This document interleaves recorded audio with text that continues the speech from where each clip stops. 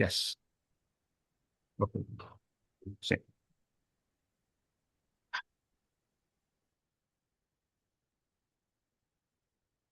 Bueno, creo que hemos superado los imponderables tecnológicos. Estoy conectado con el wifi de mi móvil y creo que ahora esto tiene que funcionar. Pues lo dicho, muchas gracias por vuestra paciencia y por seguir conectados. Vamos. Muy bien. Bueno, primero de todo agradecer a Viveca por la hospitalidad de acogerme y también a la rama Esperia por cederme el Zoom. Y el motivo de este encuentro fuera de temporada, digamos, es porque acabamos a finales de junio el Cosmogénesis. Y bueno, algunos pedisteis mostrasteis interés por el antropogénesis. A ver, no voy a dar un curso de antropogénesis, eh, tampoco creo, no lo domino además tan bien como el cosmogénesis, pero sí que me veo capaz de dar esta introducción que doy hoy y en una segunda sesión que será Dios mediante el 25 de septiembre, otro viernes, también contando con Esperia para que nos deje su Zoom. Pues haríamos la segunda parte, que sería lo que veis aquí, el mito de la caída de los ángeles. Hoy nos centraremos en la introducción a la antropogénesis y bueno, a partir de aquí, los que seáis valientes y os lancéis, adelante con la antropogénesis. ¿Eh? Vale. ¿Alguno me puede confirmar que veis la pantalla antes de que empiece? Ya que han habido tantos incidentes, ¿alguno puede abrir el micro y confirmar que veis la lámina de introducción a la antropogénesis? Se ve bien. Vale, perfecto, gracias. Bueno, parece que la cosa ya va. Entonces, hay, sí, bueno, decir que esto se está grabando y que por lo tanto bueno, ya no hace falta decirlo porque os he pedido a todos que apaguéis la cámara, pero sabed que se va a colgar de internet en mi cuenta de YouTube y luego distribuiré a los que quieran verlo el enlace para ver en diferido esta charla. Vale, pues sin más. Entonces, vale, hay una serie de estancias en el Cosmogénesis que hemos estado viendo a lo largo de este invierno, los que habéis estado en el curso de Cosmogénesis, que hablan de la creación de la Tierra física, en definitiva. Y luego, al final de este primer libro, del Cosmogénesis, de la doctrina secreta, se presenta la creación del ser humano. Y esto es en la estancia 7, los que estuvisteis os acordaréis que es la última estancia del Cosmogénesis y hace como de estancia puente entre el primer y segundo libro, entre el Cosmogénesis y el Antropogénesis. Elena Blavatsky insiste mucho en que si no es asistida por una ideación o inteligencia divina, por sí sola, el proceso de creación del hombre no es posible. No es capaz por sí solo de crear al hombre pensador. Entonces, no es posible mm, ir más allá de un ser animal muy perfecto, muy perfeccionado, pero incapaz de autoconciencia, incapaz de bueno, que es de alguna forma la conciencia, la autoconciencia, la mente, son manifestaciones del alma. Son seres, digamos, en este sentido, desposeídos de alma, aunque tienen su nivel de conciencia. Eso, claro. Entonces, a ver, la descripción de las estancias no las tenemos que tomar al pie de la letra. Son alegóricas y muestran la creación de la tierra física y el espíritu y lo que se llama en la doctrina secreta el espíritu de la tierra. Cuando se habla del espíritu de la tierra, podemos eh, también relacionarlo, por ejemplo, con el Gaia de los griegos, también Bumi dentro de los Vedas, pero la noción que hay detrás de toda esta simbología es que la Tierra no es solamente un amasijo de minerales, sino que tiene un nivel de conciencia. ¿eh? Entonces, el segundo volumen que hoy vamos a introducir, la antropogénesis, está dedicada a la humanidad. la génesis del hombre, ¿no? Antropogénesis, su aparición en la Tierra y cómo se desarrolló. ¿Eh? A ver, el libro completo del Antropogénesis también presenta civilizaciones antiguas, distintas humanidades que se van sucediendo en una línea de evolución, de la cual la tercera ciclo es la... em, uy, me tengo que ir vigilando para admitir. Si veis que sale esto de admit, decídmelo, porque como me voy enrollando, igual no lo veo y están los pobres en la sala de espera. Efectivamente, la tercera, que se llaman raza raíz, a mí no me gusta la palabra, me gusta más humanidad, pero es como lo pone en el libro, o sea que voy a decir más bien raza raíz para no generar confusión, pero a veces diré humanidad. La tercera, la lemuriana, que es la primera propiamente de aspecto humano, la cuarta, que es la atlante, y la quinta, que es la nuestra, ¿no? Y estamos en la cuarta ronda. Yo entiendo que ya todos estáis duchos en el tema de las rondas. Estamos en la cuarta ronda. Quinta raza. Raíz. Muy bien. Entonces, hay 12 estancias en la antropogénesis y de hecho solo vamos a ver, bueno, citaremos alguna otra para apoyarnos, pero fundamentalmente la tercera y la séptima, que es suficiente la tercera para hacer una introducción hasta la formación de la primera raza y a lo que apunta luego, y la séptima ya para entrar más en lo que es el mito de los ángeles caídos. ¿eh? Y todos los textos que va, o sea, la tercera es tentativas para crear el hombre, como veis aquí. A ver. Y, pues, vaya, ahora. Y la séptima, que es la encarnación de los Manasaputras o los hijos de la mente. Ya veremos quiénes son los hijos de la mente en su momento. Vale. Pues tiramos adelante. Entonces, la tercera instancia son las tentativas para crear al hombre. Está formado por 3 versos, todas las estancias están formadas por versos. Y en este, el primero trata del descenso del demiurgo. Vamos a profundizar qué quiere decir demiurgo en el contexto de la doctrina secreta. 12, los dioses lunares reciben la orden de crear y 13, los dioses superiores se niegan, no obedecen. Y aquí nos quedaremos. Entonces, vale. Em, ah, vamos a leerlo. Aquí está el verso 11. Hasta el verso 11, hasta el verso 10, son intentos de crear la geología y la atmósfera, digamos, en la Tierra para poder acoger a la raza humana. ¿eh? Y digamos que hemos llegado al punto en el cual ya está la Tierra, la madre Tierra, ya está en disposición de cobijar vida y animal, vegetal y humana. Entonces, este verso 11 dice, estoy leyendo aquí, el texto es traducido directamente de la versión original inglesa, es facsímil de la original, la de la primera edición, y entre paréntesis son aclaraciones que ponía Elena Blavatsky para entender mejor el texto. Lo vamos a desmenuzar mucho, o sea que ya os cansaréis de esta frase, ya veréis. El Señor de los señores descendió, de su cuerpo separó las aguas, y así fue el cielo arriba, el primer cielo. Entre paréntesis, escribe Elena Blavatsky, la atmósfera o el aire, el firmamento. Vale. A ver, el equivalente del Señor de los señores, para nosotros que somos herederos de la tradición greco-romana, ¿no? Sería el demiurgo, entendido como un dios creador, ¿no?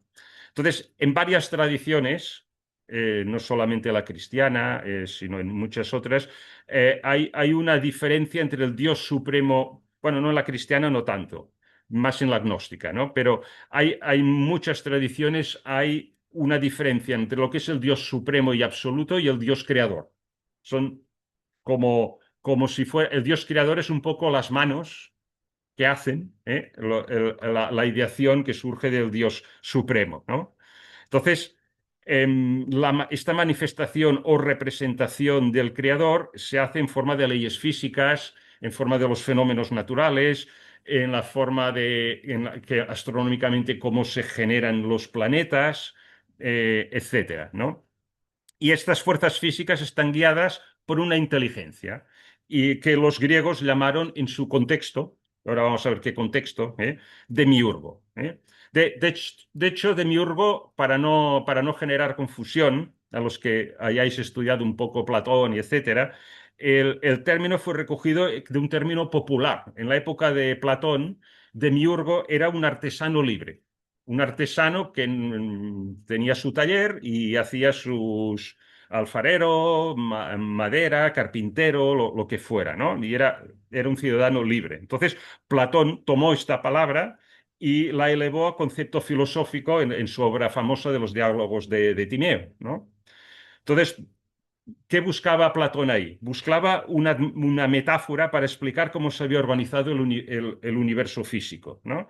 Y en lugar de imaginar a un Dios creador, pues saca el mundo de la nada, que era una idea que repudiaba Platón, imaginó un gran artesano, o sea, un demiurgo, ¿no? Y entonces para Platón este demiurgo tomó la materia prima que ya existía, que era caos, que era desorganizada y tal, y mirando el mundo perfecto de las ideas platónicas, pues la moldeó de la mejor manera posible. Luego, ¿qué pasó? Luego vinieron los neoplatónicos, mucho más tarde, tomaron esta idea de Platón, llegaron los gnósticos, que se basaron en el neoplatonismo, ¿no? Y le dieron un giro radical al término, ¿no? Y para los gnósticos, el mundo material estaba lleno de sufrimiento y dolor, ¿no? Porque es la realidad, ¿no? Venimos al mundo, más o menos, un nacimiento más o menos favorecido, pasamos por nuestras vicisitudes y al final nos extinguimos, ¿no? Después de una vida más o menos placentera o sufriente según la suerte de cada uno, ¿no? O el karma, como decimos aquí, ¿no? Bueno, entonces, claro, pero decían, hombre, un mundo así lleno de sufrimiento y de dolor y tal, no puede haber sido creado por el Dios supremo y bueno, ¿no? Y entonces utilizaron esta misma figura de Platón, la tomaron prestada, el demiurgo, para definir a un Dios inferior, ¿no? Que ciego o incluso malévolo, ¿eh? Que creó el mundo físico sin el permiso del verdadero Dios. Y luego hablaremos un poco más de eso, porque hablaremos un poco del mito este gnóstico, porque es interesante, ¿no? Entonces, este Dios atrapó a las almas espirituales en cuerpos de carne, ¿no? Entonces, ¿qué pasaba? Que los gnósticos no podían reconciliar un Dios omnisciente, omnipresente, lleno de amor, con la realidad. Dice, no puede haber creado este valle de lágrimas, ¿no? No puede haber creado este valle de lágrimas, ¿no? En todo caso, el Dios supremo que estaba por encima de esto no podía haber creado el mundo. Fue un Dios inferior, ¿eh? Así, el Señor, o sea, fijaros todo el bagaje cultural que teníamos detrás nosotros aquí en Occidente cuando decimos el Señor de los Señores o Demiurgo, ¿no? Sería, para los gnósticos, sería equivalente al Yahvé de la Biblia, como creador del mundo, ¿no? Y de hecho en el Génesis, cuando se describe la creación del universo, la palabra que se utiliza es Elohim, no es Yahvé. Y Elohim es primera persona de plural de Dios, o sea, nosotros los dioses, ¿no? Es la primera persona. Ahora, claro, como que la tradición judío-cristiana es monoteísta, se traduce Elohim en particular. Yo, ¿no? Yo creo, yo digo, yo tal, ¿no? Bueno, se quedan tan panchos, pero no traducen como está en el original, en los textos originales, ¿no? Entonces, Elohim no, pues no significa Dios, sino dioses, ¿no? Entonces, cuando Dios dijo dos puntos, hágase, ¿no? Está conjugando en primera persona de plural, no tal como se nos ha traducido en primera persona de singular, ¿no? Y Elena Blavatsky interpreta este pasaje diciendo que en realidad el pasaje del Génesis 1:1, al principio, las primeras palabras del Génesis, se refiere a una jerarquía de dioses. Y por eso pone Elohim, que no es baladí que ponga Elohim. ¿eh?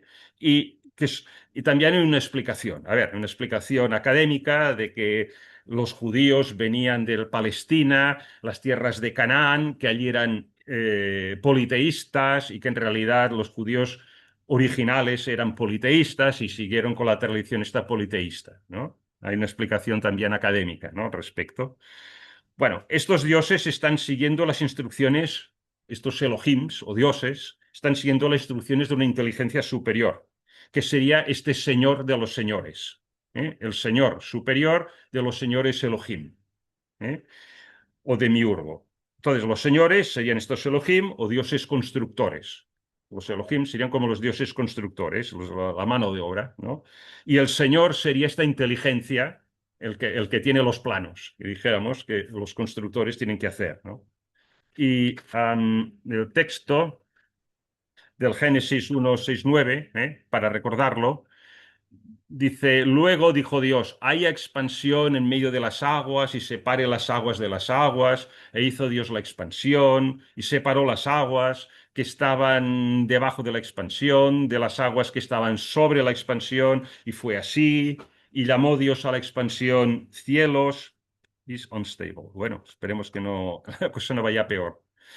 Y fue la tarde y la mañana el día segundo. Dijo también Dios, júntese las aguas que estaban debajo de los cielos en un lugar y descúbrase seco. Bueno, los continentes, y fue así, etcétera, etcétera, ¿no?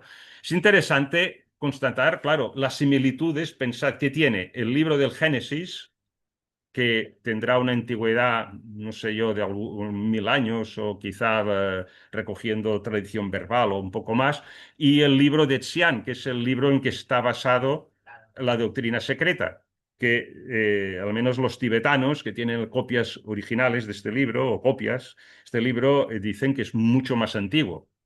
¿Eh? En fin, en todo caso, apunta a la sabiduría antigua que era común a toda la humanidad, ¿no? Bueno, en todo caso, esta exposición no tiene por finalidad cómo se formó la Tierra, ni sino cómo se formó la humanidad, que es a lo que vamos a ir a partir de ahora, ¿eh? Y nos vamos a centrar en eso. De su cuerpo, vale, separó las aguas y así fue el cielo arriba, el primer cielo, ¿eh? Dijo del cuerpo de ella, de su cuerpo, lo separó del cuerpo de ella, o sea, de la tierra. Y cuando el texto dice separó las aguas y aquello fue el cielo arriba, el primer cielo, lo que está diciendo es que está formando todo el ecosistema para que el hombre pueda aparecer, ¿no?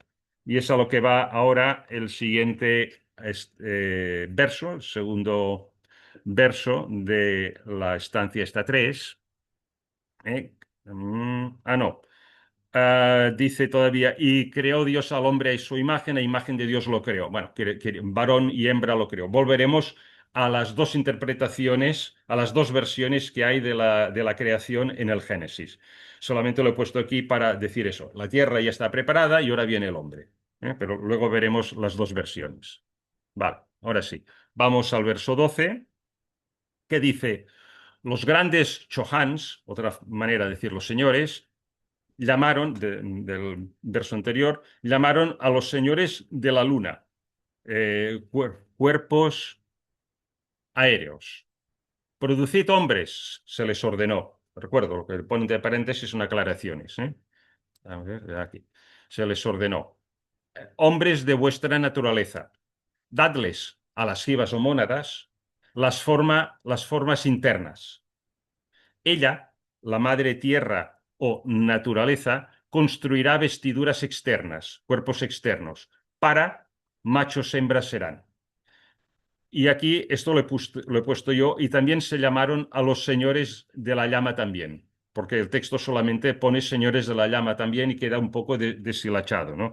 Y yo voy a empezar por esto porque esta última frase, si obviamos esto, es difícil entender. Señores de la llama también, porque ¿qué quiere decir esto, no? Que es que las mónadas serán machos hembras y también serán señores de la llama, o es que está llamando aparte de los señores de la luna, está llamando a los señores de la llama.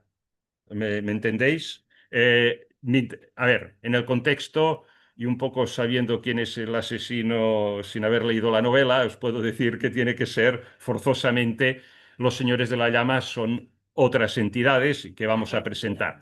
¿Eh? O sea, y por esto he puesto, y también se llamaron a los, pero esto lo he puesto yo para que se entienda el texto. Vale. Bueno, vale, los grandes Chohans, se refiere a estos dioses creadores, los Elohims, ¿no? Estos Shohans llamaron a los señores de la luna. A los señores de la luna. Ahora estamos viendo solamente comentando la parte que he señalado así en amarillo, que he destacado en amarillo. Los señores de la luna son una jerarquía particular, ¿no? De ángeles o seres celestiales. ¿Eh? Me acuerdo que en una sesión con quizá algunos estuvisteis, cuando dije ángeles, Clarisa saltó enseguida y me dijo, no, no, ángeles no. Ángeles es para, o sea, hay una serie de jerarquías y ella o muchos teósofos utilizan la palabra ángeles para unas específicas. ¿Eh? Pero bueno, si yo digo alguna vez ángeles, quiero decir seres celestiales, no corpóreos. ¿Eh? Los señores, esto llamaron los señores de la luna. Los señores de la luna son una jerarquía pues particular de seres celestiales o de ángeles que tiene una cierta responsabilidad en la creación del hombre. Y es una cosa que vamos a ver ahora.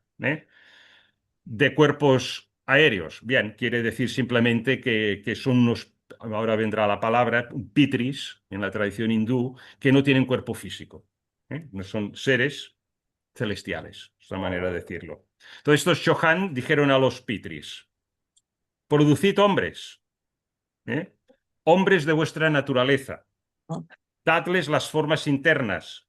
Ella construirá, o sea, la madre tierra construirá vestiduras externas. Se refiere a los cuerpos físicos. Macho, hembra serán. Hablaremos de eso, quiere decir. Y también llamaron a los señores de la llama. Vamos, entonces, bueno, dadles a quién, ya lo pongo entre paréntesis, a las mónadas, que es el término empleado para las chispas divinas en teosofía. Es la parte espiritual nuestra que busca un cuerpo, que como si fuera un conductor, pero un conductor si no tiene coche, lo será potencialmente, pero necesita un coche para conducir por el camino de la evolución, que es lo que la misión de estas chispas que se desprenden del Dios Supremo, ¿no? Entonces, ¿qué quiere decir dadles las formas internas? ¿Eh? Donde darles las formas internas. Vale, esto que tendría que ser, falta una S aquí. Darle las formas internas. En teosofía, el cuerpo humano tiene dos dimensiones. El cuerpo denso y el cuerpo, digamos, sutil, el doble etéreo, ¿no? Y eso es. Y entonces, digamos que el cuerpo físico se construye alrededor del cuerpo etéreo, de alguna forma, que le sirve de modelo. Entonces, a ver, en ciencia, en un laboratorio podemos, con tejidos embriónicos, se puede construir, o sea, hacer crecer las membranas que formarán un feto. Pero si tú las pones en un caldo biológico, en todas las condiciones y tal, no, aunque pongas todos los ingredientes de ADN, de todo tal, células madre tal, sí que se forman películas de tejido, pero no se forma un hígado. Hola, mami. No se Hola, forma, no se ¿vas a forma salir? un... Uy, Ya salí, ya volví. hola, hola, hola, que tenéis alguno el micrófono encendido, por favor, apagadlo, gracias. Entonces, se sabe que si tú quieres darle una forma de corazón o de hígado, tal, no necesitas solamente las membranas, las células que constituyen el hígado, sino que en el laboratorio hay que crear como un molde de silicona. Y entonces encima de ese molde se van formando las capas, que las membranas, películas que se van formando en forma de hígado. O sea, y realmente la ciencia no sabe, no sabe y no es capaz de reconstruir cómo el embrión sabe cómo crecer, cómo hacerlo. No, no, No, esto por eso no, la no, ciencia no lo sí, sabe. no la sabe, no lo sabe. Es así, la ciencia no sabe cómo la naturaleza crea estas formas, ¿no? Claro. Entonces, según la teosofía, hay un molde en la naturaleza que está hecho de este material del doble etéreo, ¿no? Y este cuerpo es la contraparte sutil del cuerpo físico. Y entonces, lo que estos ángeles o pitris o seres celestes van a proporcionar son estas formas internas. Y la tierra cubrirá esta forma interna sutiles con carne. ¿Eh? Y esto es lo que el texto dice aquí, ella construirá ella construirá vestiduras externas. Esto es lo que nos está diciendo aquí. Y concluye el verso 12 con lo de machos, hembras serán, ¿no? Entonces, respecto a este texto, explica que la humanidad al principio de la evolución era hermafrodita bueno, andrógina, ¿no? Como queráis llamar, ¿no? Que, queriendo decir que los dos géneros masculino y femenino formaban parte de la naturaleza del hombre temprano, ¿no? Entonces, y esto es un tema muy debatido en la Biblia, porque en Génesis 1:27, en la primera, creo que es la primera versión todavía, pero luego lo veremos con más detalle, crió Dios al hombre a imagen de Dios lo creó, coma, varón y hembra los creó. Varón y hembra los creó, ¿no? Claro, la interpretación general es que Dios creó al hombre por un lado y a la mujer por el otro, ¿no? Y luego se juntaron bueno, y fueron felices, se pelearon y toda la vida de matrimonio, ¿no? Pero hay eruditos que afirman que Elena Blavatsky también, y Elena Blavatsky también, que es que lo que dice este pasaje es que al principio Dios creó al hombre con ambos géneros. Y cuando digo hombre, quiero decir el hombre genérico.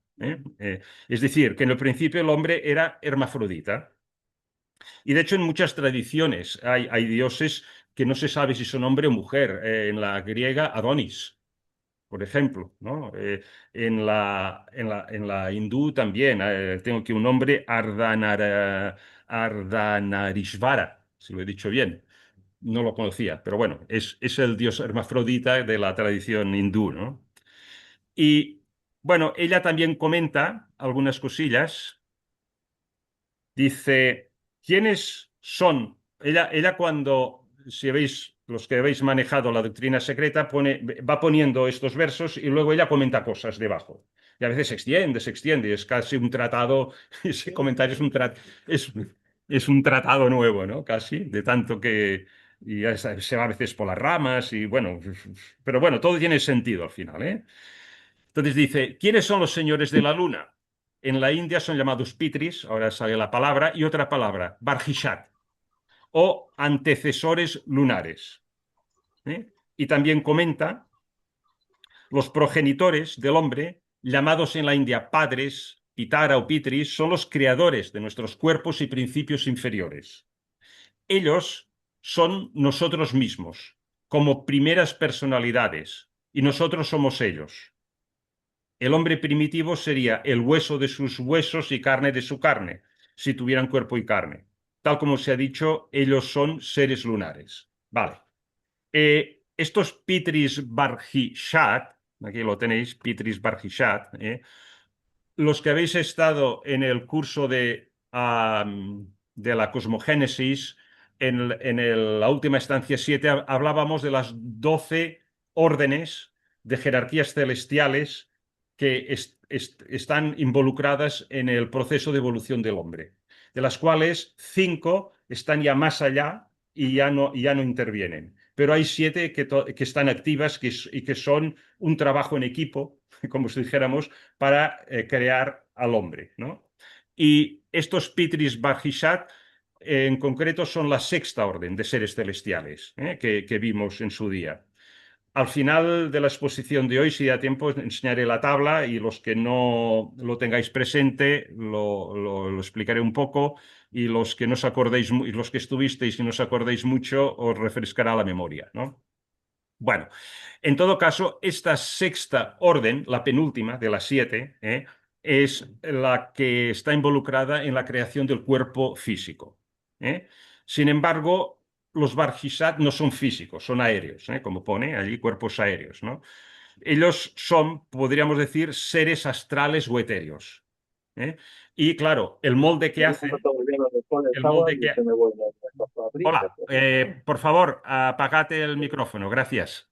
Alguno lo tenéis encendido, miradlo, gracias. Estos... eh, espera, a ver. Sí, mirad por favor A ver si puedo... Le voy Enrique Choi aquí, le voy a apagar. Y hay alguno más. Ya está, ya he podido apagar, sí, ya está. Vale, pues disculpad. Continúo, pues. Bueno, un poco más adelante ya explicaré cómo se describe y cómo están involucrados en la creación del cuerpo físico los Barjisat o sexta orden de seres celestiales involucrados en la evolución del hombre, etcétera. ¿Y esto para qué es? Pues para facilitar que estas mónadas, estas chispas divinas, la parte espiritual nuestra pueda encarnarse. Lo que he dicho antes, es un piloto que necesita un vehículo. Sin el vehículo no podrá encarnarse y es su misión. ¿eh? Bueno, precisarán la ayuda de un orden inferior todavía, que serán los espíritus de la tierra, que son la séptima orden. Y estos, estoy hablando de los Bajisat, ¿no? Y también hay una jerarquía de espíritus más que están enlazados, vinculados a la tierra, son lo que se llaman espíritus de la naturaleza y hay reminiscencias de este conocimiento pues, a través de toda la mitología de los gnomos, de las hadas, de las salamandras, de las donas d'aigua aquí en Cataluña y todas estas cosas, ¿no? Todos estos espíritus y seres de la naturaleza. Entonces, estos son la séptima orden de seres celestiales y son ellos los que se encargan de hacer el cuerpo físico según el modelo astral y doble etérico que han moldeado estos señores de la luna o Barjisats. ¿De acuerdo? O Pitris, lunares. Vale. La luna originalmente era un planeta antes que la Tierra se consolidara o formara la cadena planetaria Tierra. O sea, había anteriormente la cadena planetaria lunar. Hubo un ciclo de evolución lunar, una cadena planetaria lunar, y estos Pitris Barjisat son mónadas que han evolucionado en la cadena planetaria lunar, y han alcanzado la evolución del reino humano que toca en esa cadena anterior a la cadena Tierra, ¿no? ¿Qué quiere decir seres humanos o reino humano? Seres pensantes. Esto es la definición que en teosofía damos a esto, al ser humano. ¿Qué forma tenía el cuerpo? No sé, el de la cadena planetaria lunar, pero igual un cuerpo muy distinto, igual no era ni físico, no lo sé, la verdad es que no lo puedo decir. Ahora están operando en la Tierra. ¿Por qué? Porque se extinguió la cadena planetaria lunar. Pasaron sus 7 rondas y dejaron, y el ciclo de evolución lunar llegó a su fin. Entonces, estos Pitris, o sexto orden de seres celestiales, pasaron a la Tierra. Y es por ello que se les da el nombre este de señores de la luna. ¿De acuerdo? Si alguno tiene alguna pregunta o así, por favor, levantar la mano y aquí lo mismo. Pero pasaron, pero no se quedaron ellos, porque ya habían terminado todas las rondas en alguna. Quiero Sí, decir que habían ascendido. sí. Bueno, Su canal, no. a ver, son mónadas, evolucionaron, algunas llegaron al No, estado. primero, solo. Ah, los Barnichat. Sí, porque luego sí que vienen varias oleadas de Sí, Pitris. sí. Pero digo, esos ya eran Eran los más avanzados. Los más avanzados que dije. los tenían de esto. Bueno, lo que yo sé, Sí, no, no. Lo que tú quieres decir es que llegaron al máximo estado de nirvana que se puede alcanzar en la cadena planetaria lunar. Correcto. Esto es lo que dice la doctrina secreta, correcto. Y luego vinieron oleadas de los que iban un poco atrasados, ¿no? pero Ya. somos así también. Bueno, hay de todo, tiene que haber de todo en la viña del Señor, ¿no? Entonces, dice ahora unos comentarios que pone Elena Blavatsky a la parte central, esta que tengo destacada. Producid hombres, se les ordenó, hombres de vuestra naturaleza, dadles a las jivas o mónadas las formas internas. Ellas, o sea, la madre tierra, construirá vestiduras externas, cuerpos externos, ¿no? Y comenta Elena Blavatsky a esto. Los Dianis, o sea, Pitris, va cambiando de nombres, pero siempre quiere decir, en paréntesis pongo la palabra que quizás conocemos más para no perdernos, o la de referencia. Los Pitris o Dianis son aquellos que han evolucionado sus dobles, su buta, el doble etéreo o astral, el molde astral. cuyo rupa, cuya forma, se ha convertido en el vehículo de las mónadas. Séptimo y sexto principios. Aquí se refiere el sexto y séptimo, el séptimo y sexto principio se refiere a Atma Buddhi, que es la naturaleza propia de las mónadas, que han completado su ciclo de transmigraciones en los tres kalpas precedentes o rondas. Esto también es importante porque antes de la cuarta ronda, en la cadena planetaria Tierra, han habido otras tres rondas y estos seres pitris lunares ya han dado, digamos, tres vueltas de rondas por los siete globos hasta llegar aquí. O sea, que no es que mm, hay una mezcla de diferentes mónadas en diferentes estados evolutivos. Y estas son las más avanzadas. Entonces, los primeros seres humanos que se crean están hechos de sustancia de estas pitris. O sea, la primera raza no era física, la primera raza raíz o la primera humanidad. ¿Qué se dice? En la doctrina se dice que estos pitris emanan de ellos mismos, de su propia sustancia. Por esto los moldes que hacen solo pueden ser de su propia sustancia, de la misma manera que la madre en su útero solo puede hacer seres de su propia naturaleza de carne, ¿no? Es lo mismo. Y estos que generan, pues, es el modelo del cuerpo humano, que es etéreo astral, ¿no? Bueno, entonces, em, estamos pues en la cuarta ronda. Hay un grupo de mónadas que han pasado por estos tres ciclos primeros de la cadena planetaria Tierra de evolución anteriores y además ya habían pasado por otros ciclos anteriores, el más reciente, la cadena lunar.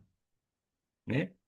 Y que se han encarnado en un lugar en el cual pueden tener la experiencia de la vida y del universo como seres humanos. ¿eh?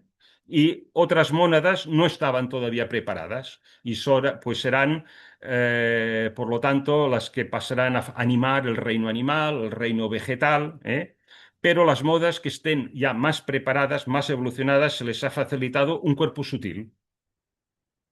Las frontrunners, las que van delante del pelotón, ¿no? Que eventualmente será físico para que empiecen su evolución humana, pero todavía no lo es en esta primera raza de la cuarta ronda. ¿De acuerdo? Entonces, otro comentario. Entonces, ellos, los dobles astrales, se convirtieron en los hombres de la primera raza humana de la ronda, o primera humanidad. Sin embargo, no estaban completos y eran, muy importante, inconscientes. Eran inconscientes. Bueno, por supuesto, el texto se refiere a la cuarta ronda y esta primera raza de seres humanos no eran físicos todavía. Estaban en cuerpo astral o en estos dobles astrales, ¿no? Que se llama.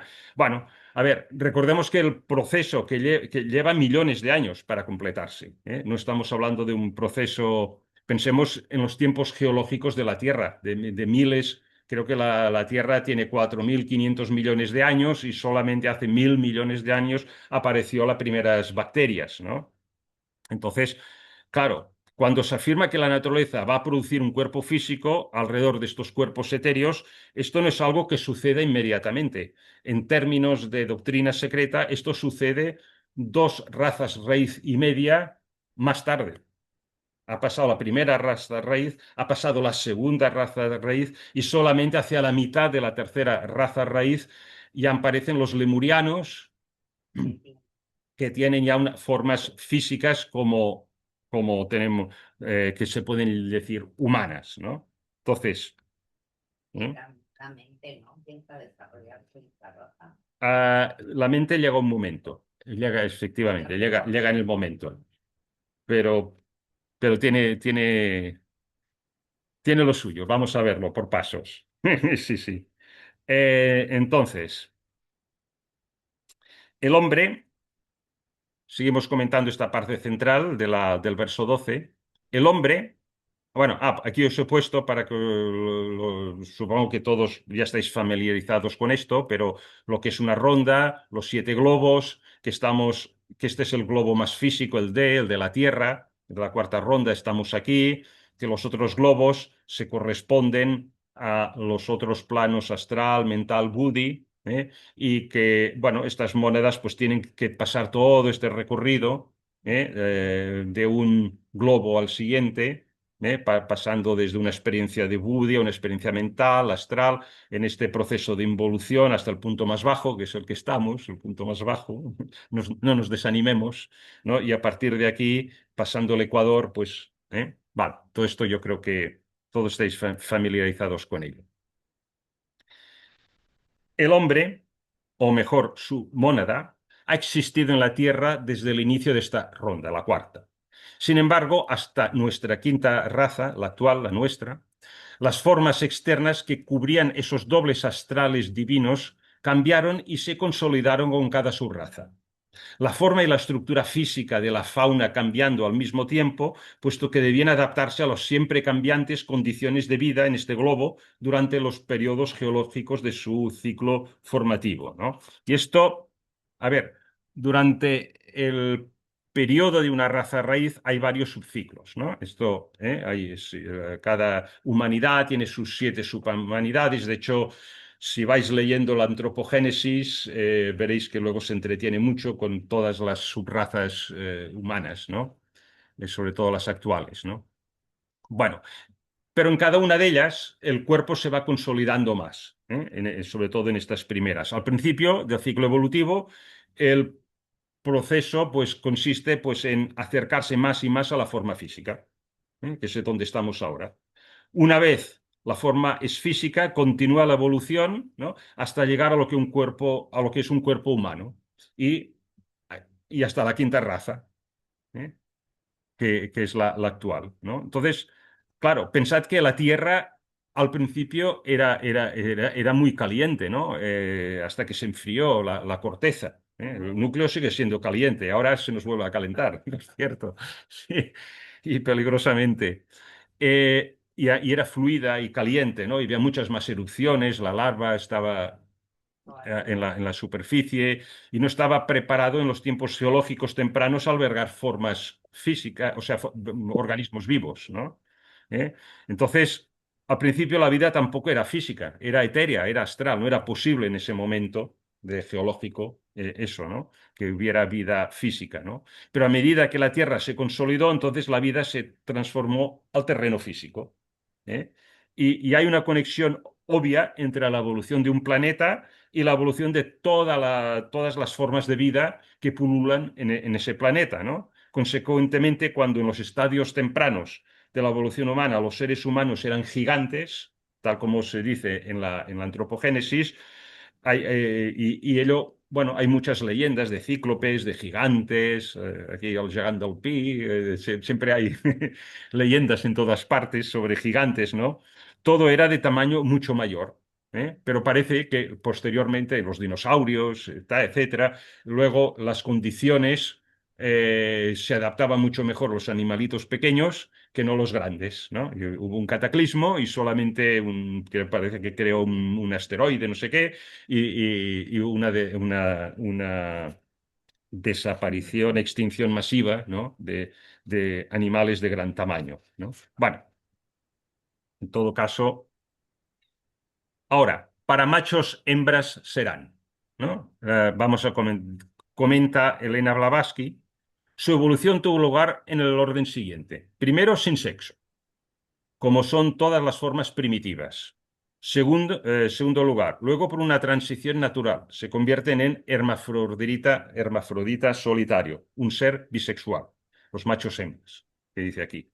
Y tercero, finalmente se separó y se convirtió en lo que es ahora, en macho y hembra. Entonces, la primera raza raíz, pues, no era física y no tenía sexo. No podríamos pensar en las bacterias. Las bacterias son células individuales, y dividen las células en una reproducción asexual. Lo único que hacen es que dividen la secuencia del ADN y cada célula la recoge y pasa a ser un ser independientemente del que se ha extinguido, ¿no? Y sigue la secuencia madre, ¿no? Entonces, la posición de Elena Blavatsky es que al principio de la evolución toda la reproducción era asexual, por fisión o división de la célula madre, ¿vale? ¿Mm? és una cèl·lula i d'allà es multiplica. Sí, pero hay Sí, sí, hay un esperma, hay un óvulo y se transmite.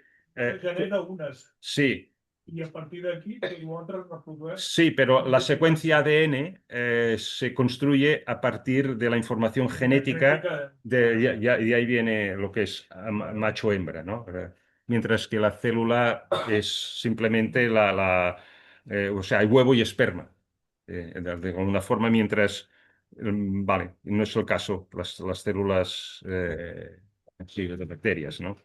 Vale, entonces hay seres humanos transitaron a seres hermafroditas solitarios, es decir, que eran bisexuales, o sea, que tenían ambos sexos en su organismo. Hay todavía algunos animales que lo presentan como gusanos, algunos gusanos y así, que ellos se autofecundan, ¿eh? Entonces, finalmente, los seres humanos, pues sexos separados, hombre-mujer, esperma, óvulo, ¿no?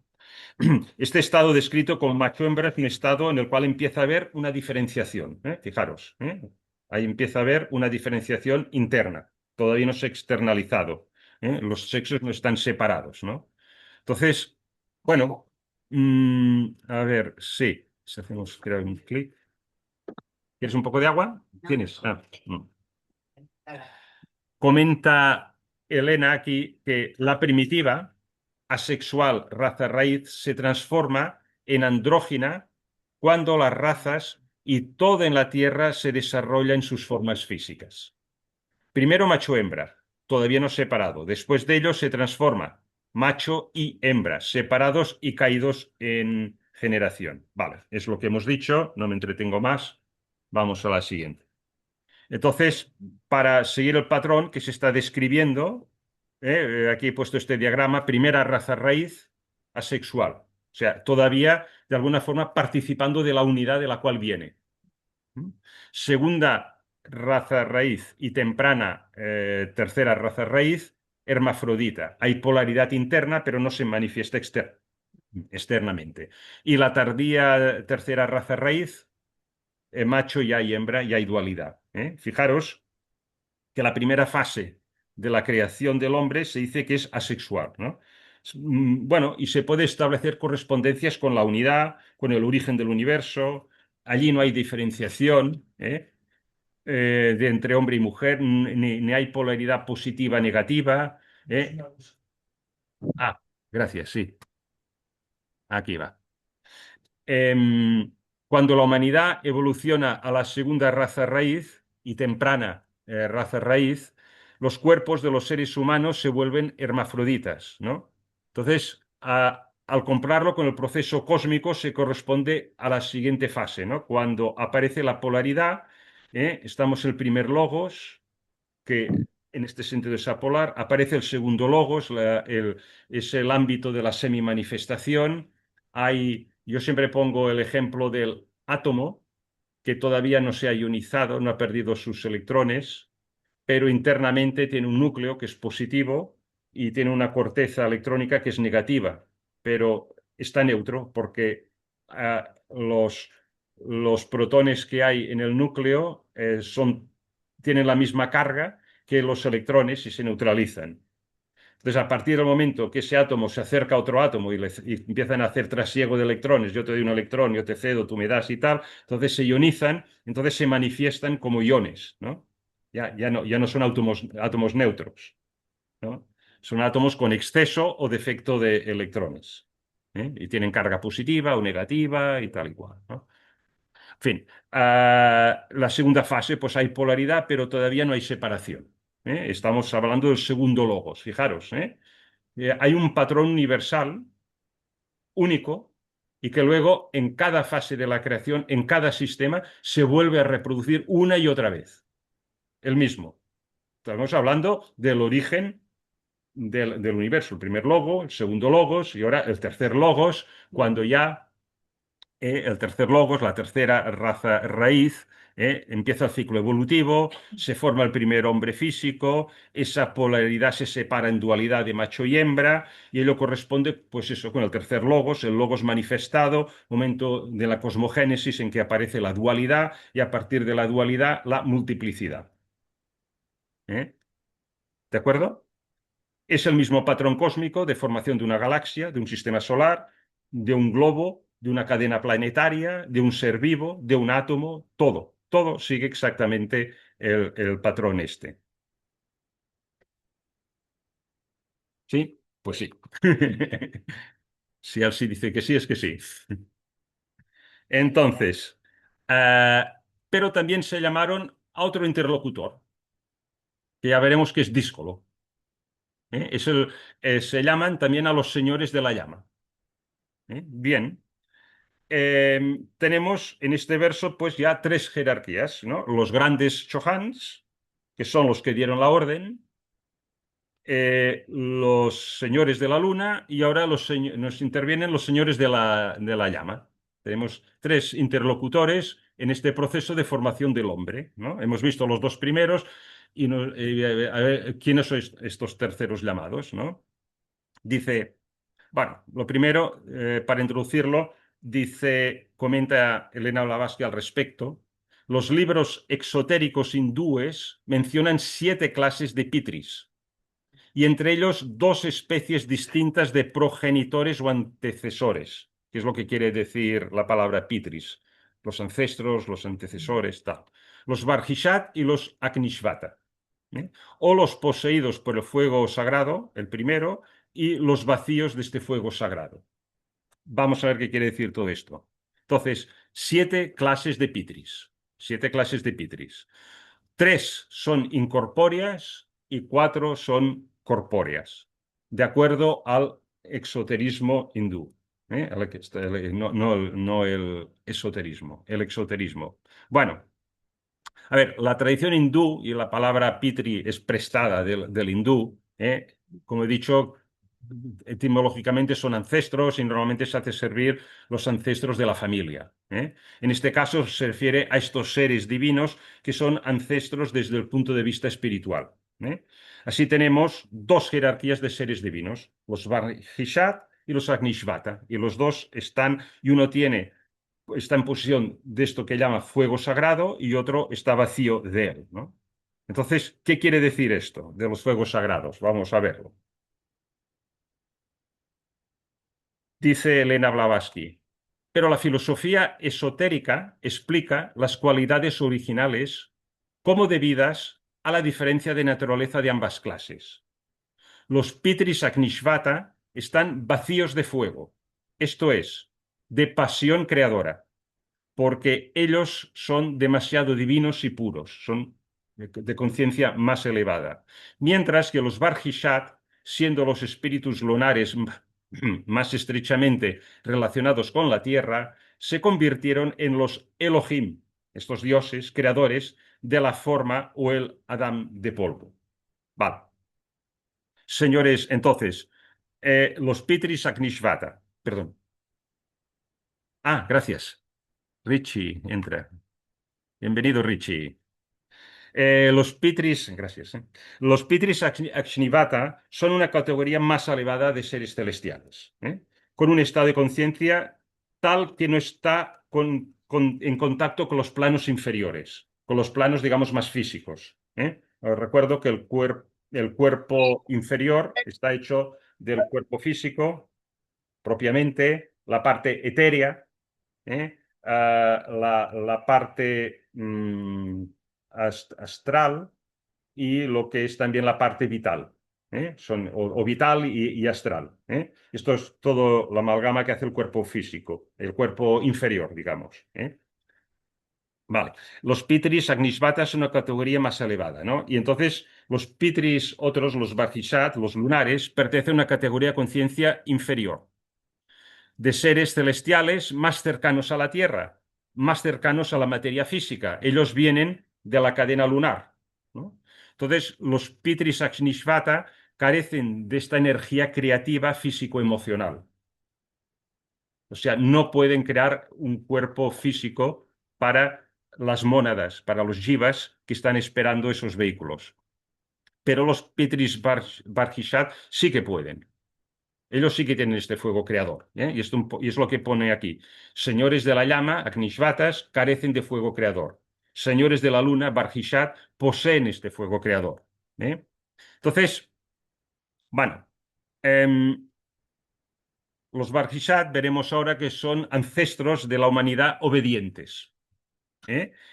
Y los Agnisvatas no fueron obedientes cuando tocaba serlo. Y esto lo vamos a ver ahora, y se recogen los Purunas también en la tradición de los Vedas.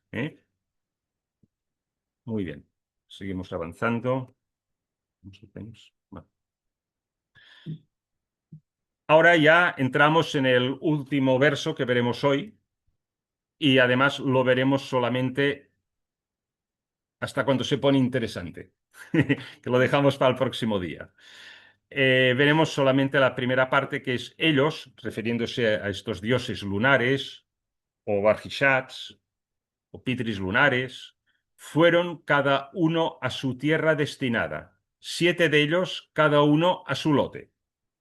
Loca, loca con K, lote, o región, o mundo. Los señores de la llama se quedaron detrás, no querían ir, no querían crear, y ahí la empezaron a liar, ¿no?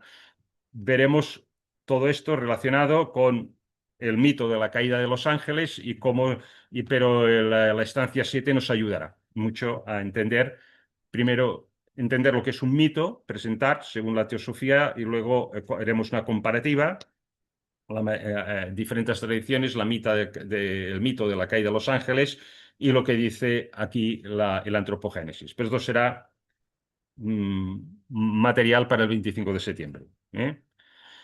Entonces, bueno, ella dice aquí, esto es la de la estancia 4, lo he sacado de la estancia 4, de la antropogénesis, la creación de las primeras razas, dice, hay 7 clases de pitris, como se muestra más adelante, bueno, en el texto que sigue. 3 incorpóreas y 4 corpóreas, y 2 especies, los Akshnisvata y los Varjishat, ¿no? Bueno, Elena Blavatsky solamente comenta estas 2 categorías de seres celestiales, ¿no? Y tampoco queda claro si Aknishvata es un nombre genérico para las 3 categorías incorpóreas de las clases de Pitris y Barjishat, entonces ya para las 4 corpóreas, o si son una de las 3 para las incorpóreas y una de las 4 para las corpóreas, ¿no? Pero bueno, por, en todo caso, por los 7 de ellos debemos interpretar como 7 grupos de jerarquías o señores de la luna, que son los que van a crear estos moldes astrales etéreos, para que luego la séptima orden, o sea, los espíritus de la Tierra, hagan el cuerpo físico, ¿no? Entonces, cada uno de estos grupos de Pitris lunares se trasladó a la región asignada de la Tierra física para generar seres humanos por medio de emanar patrones astrales, ¿no? A partir de su propia materia astral, de los Pitris. Vale. Un pequeño inciso, simplemente recordar que cuando vimos en el curso de Akasha y una teoría integral del todo, la carta de Elena Blavatsky a Sinet, se dio otra interpretación precisamente a estos lotes, que la palabra loca también son mundos, y allí hablábamos de 7 universos en paralelo, ¿eh? Y 7 humanidades que están desarrollándose a la vez. Eso es lo que se interpretaba, lo que interpretaba yo de esas cartas que escribió, que se intercambiaron Elena Blavatsky y Sinet. Pero a ver, en realidad, cada verso tiene, como no puede ser de otra manera, 7 interpretaciones. Y estamos viendo aquí la más llana.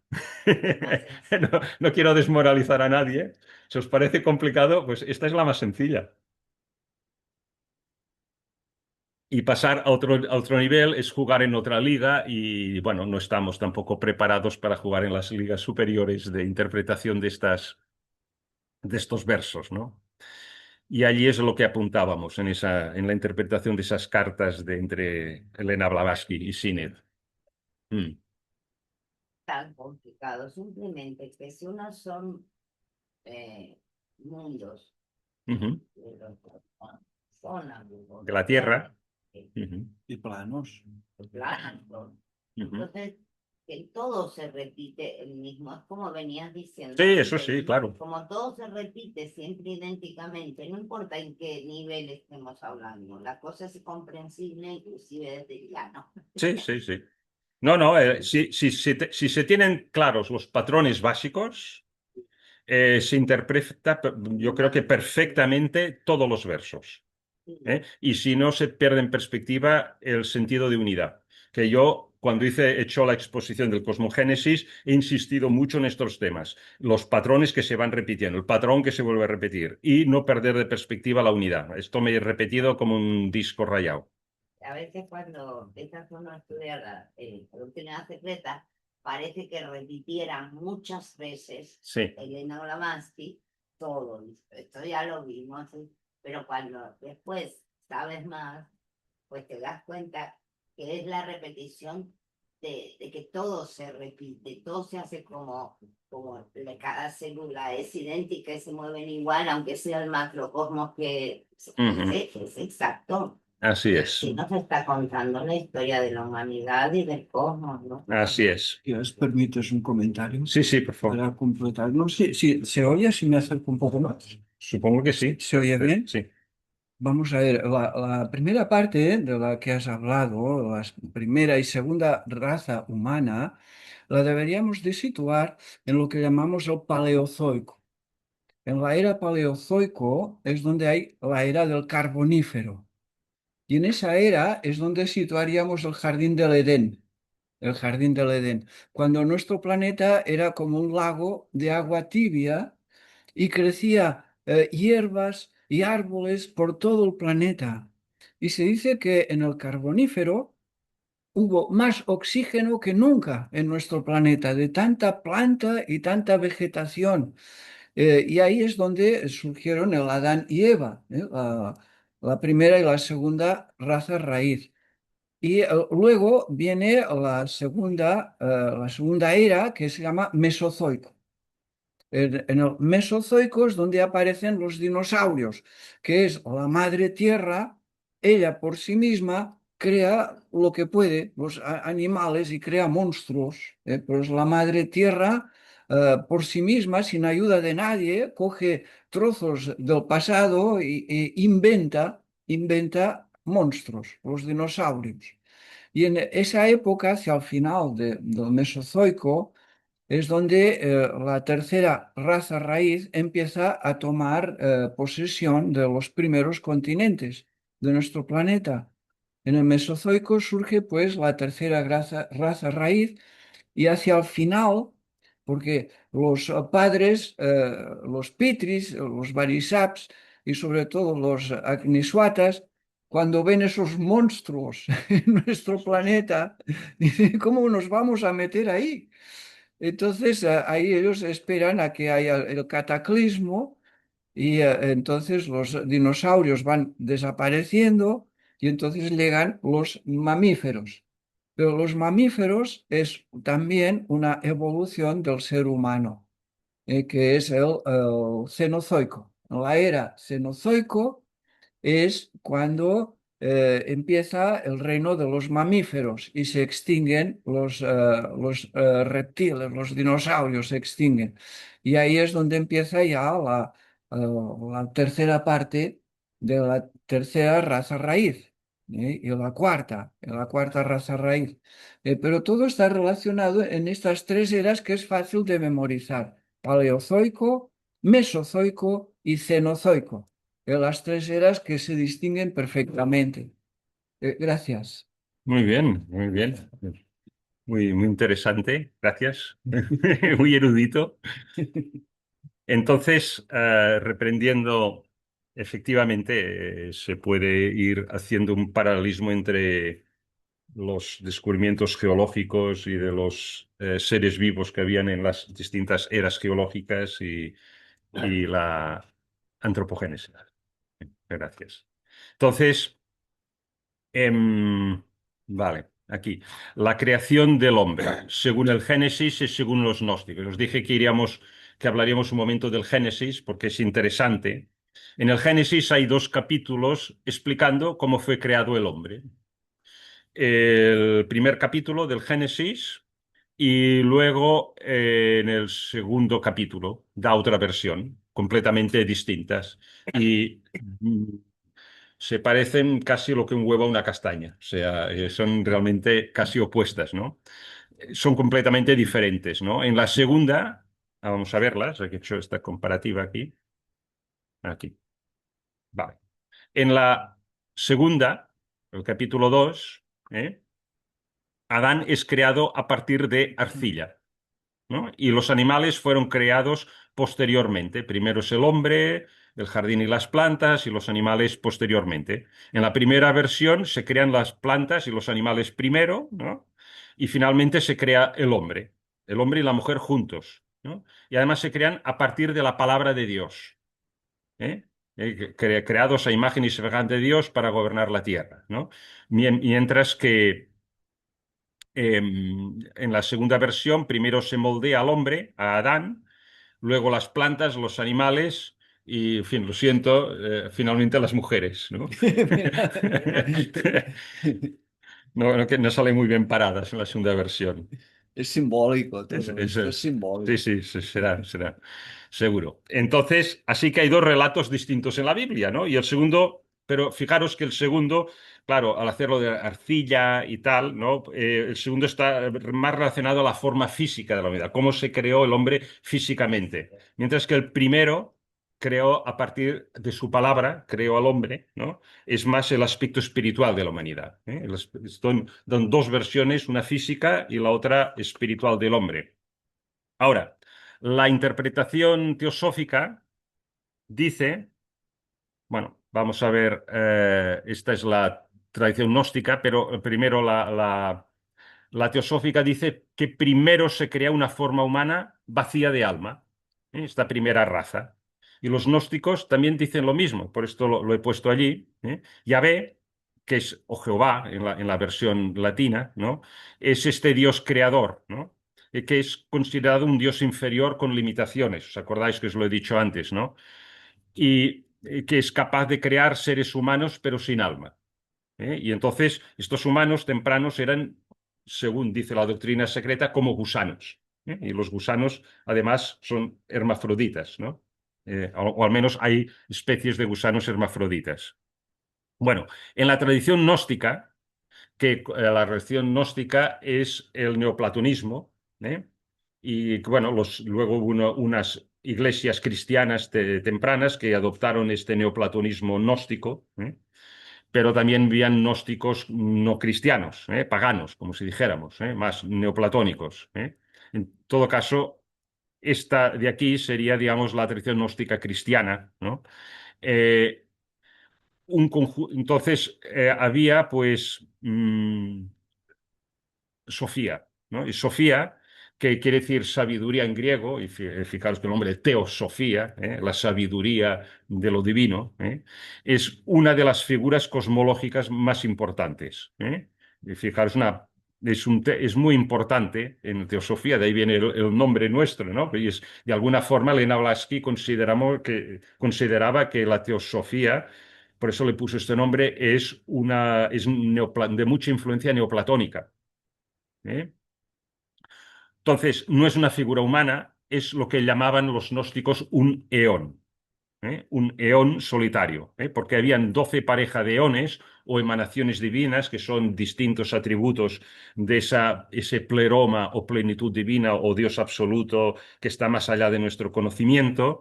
Luego había, digamos, este terreno que era un poco como el terreno semi-manifestado, que se manifestaban solamente los atributos de este ser supremo, estas 12 parejas de ones, cada una gobernada por un arcángel que llamaban Arconte, en fin, tenía toda una mitología alrededor de ello. Y luego había Sofía, ¿no? Y ahora lo que os estoy diciendo es la versión que da la Pistis Sofía, que es fe, sabiduría, quiere decir Pistis Sofía, que es porque habían muchas iglesias gnósticas. Digamos que esta es la que era un poco la corriente central, la que más nos ha llegado, pero habían otras, que os podéis encontrar con otras. Entonces, Sofía no tenía pareja. Posteriormente se le dio la pareja del Salvador o el Cristo, que es el que vino a rescatar la humanidad que andaba perdida, porque Sofía se, mm, ¿cómo lo diría? A diferencia, se utiliza los gnósticos Sofía para explicar el origen del mal, del sufrimiento y de la creación del mundo material, ¿no? Entonces, ¿qué pasó? Que creó, mm, quería crear un mundo, ¿no? Y dijo, bueno, yo con mi sabiduría voy a crear un mundo, pero no esperó a tener su pareja. Estaba muy impaciente para crear su mundo y la pifió, ¿no? Entonces creó un ser deforme, imperfecto, en fin, toda una descripción mitológica de ese ser, ¿no? Y horrorizado de la creación, pues dice que lo escondió en una nube y lo echó por debajo de este ámbito donde se manifiestan los eones, ¿no? Y este ser deforme era el Yahvé, el demiurgo ciego, le pusieron un nombre concreto, Yaldabaoth, ¿eh? Pero en definitiva, si volvemos a cómo lo explica la doctrina secreta, estamos viendo que es un paralelismo muy, muy, muy claro. Akhnishvata serían esta Sofía que en la humanidad que creó este Yahvé o demiurgo ciego que eran los Barjishat, estos cuerpos físicos, les dio el alma y les dio, digamos, gnosis, o sea, chispas de conocimiento para que pudieran tener entendimiento para saber lo que era bueno para la evolución de lo que no era bueno, ¿no? Y también entonces la pleroma le dio su pareja, el Salvador o Cristo, que es el que se encarnó, etcétera, etcétera. Estamos hablando de un gnosticismo cristiano. Entonces, fijaros, entonces Yahvé o Jehová es este Dios creador inferior. Es muy similar a los que explica Elena Blavatsky. Los humanos tempranos eran como gusanos, como os he dicho antes, asexuales, incapaces de erigirse y pensar. Al ver esta creación, Sofía puso la chispa divina en cada ser humano, descerebrado, o sea, es lo que veremos, la misión que tienen los Akhnishvatas cuando se involucren. Pero no se quisieron involucrar. Los señores de la llama se quedaron atrás, porque consideraron en la doctrina secreta que esos cuerpos físicos no iban a dar buen resultado si en ese momento les daban la mente, si les daban el alma. Digamos que la mente es una manifestación del alma. Entonces, bien. Entonces, en este proceso, pues los señores de la llama se quedaron atrás, como dice la doctrina secreta aquí, puesto que no querían crear. Ambos habían sido llamados los señores de la luna y los señores de la llama. ¿eh? Los primeros fueron, los segundos se quedaron atrás. ¿eh? Bueno, esto es pues muy parecido y además hay con lo que dice aquí la doctrina secreta y además hay una similitud en la tradición cristiana, más bien apócrifa. Hay una mención en el libro de Isaías, capítulo 14, habla de Lucifer, ¿no? Lucifer etimológicamente es el portador de luz, ¿no? Y esta tradición cristiana que recoge esta cita de Isaías 14, que por cierto cuando decía Lucifer, se refería irónicamente al rey de Babilonia tenía esclavizada a los judíos, los había deportado y tal, y había sido derrotado por el rey de Persia, que tomó todo el reino de Mesopotamia. Y entonces en Isaías 14 lo llama Lucifer. Dice, te llamabas portador de luz y mira cómo has acabado, ¿no? Pero esto lo tomaron los autores cristianos apócrifos que se recogen en la literatura apócrifa y era uno de los ángeles superiores y más inteligentes, este Lucifer, ¿no? Entonces, la rebelión de estos ángeles o de estos seres celestiales, de estas jerarquías, está asociada con ángeles que son superiores y la obediencia está asociada con los ángeles de rango inferior. O sea, veis que hay una gran similitud entre las distintas tradiciones, lo cual indica esta sabiduría antigua. ¿eh? Y ya vamos acabando. Curiosamente, se habla que estos dioses lunares para crear cuerpos físicos fueron llamados y que se distribuyeran en 7 regiones, en siete lugares, ¿no? Y fijaros que, entonces, esta clase dice, voy a leer lo que pone aquí, las enseñanzas secretas muestran los progenitores creando hombres en 7 lugares del globo, cada uno en su destino, el globo D, el planeta Tierra, nuestra Tierra, ¿no? Esto quiere decir que cada uno crea una raza externamente e internamente diferentes, ¿eh? Y en diferentes lugares. Esta afirmación de poligénesis es tratada en otro sitio. Bueno, no vamos a ir a ello. Es el anfitrión de las 4 clases materiales quien crea hombres simultáneamente en las 7 regiones, o sea, que decir los Barnishad, los señores de la luna. ¿Me permites un comentario? Sí. Sí, en cuanto a la palabra del Pista y Sofía, arcontes, hay diferencia entre arcontes y archontes. En realidad, Pista y Sofía dicen que son lo mismo, pero uno es la sombra del otro. Los arcontes son como devas creadores, que se correspondría con los agniswatas. Y los archontes son los mismos devas, pero creadores del físico, todo lo relacionado con los planos inferiores.